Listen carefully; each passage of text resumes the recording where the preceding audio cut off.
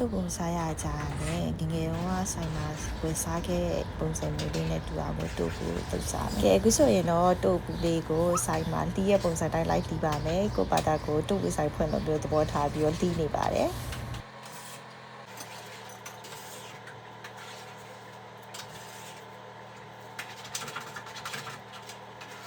ပြီးသွားရင်တော့ဂေါ်ဘီလေးထည့်ပါမယ်ဂေါ်ဘီကအများကြီးထည့်ပါမယ်အိမ်မှာဂေါ်ဘီနဲ့ထုတ်ဝယ်လိုက်ပြီးတော့မကုန်ဘူးဖြစ်နေလို့အများကြီးထည့်ပြီးစားပါမယ်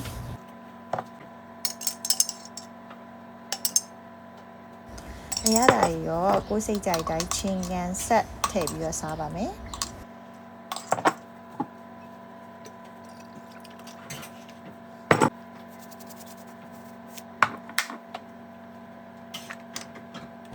အနက်လေးပုံမေးပါအောင်လို့ရှောက်ရက်လေးကိုညှက်ပြီးတော့ထည့်ပါမယ်ရှောက်ရက်ကတော့ဒီမှာကို fresh ဝယ်လို့ရတဲ့အချိန်မှာဝယ်ထားပြီးလိုတလောက်တုံပြီးတော့ကျန်တဲ့ဟာကိုခဲထားတဲ့အတွက်ကြောင့်ကျမရဲ့ရှောက်ရက်ကတော့အဲ့လိုရောင်ဖြစ်နေရပါ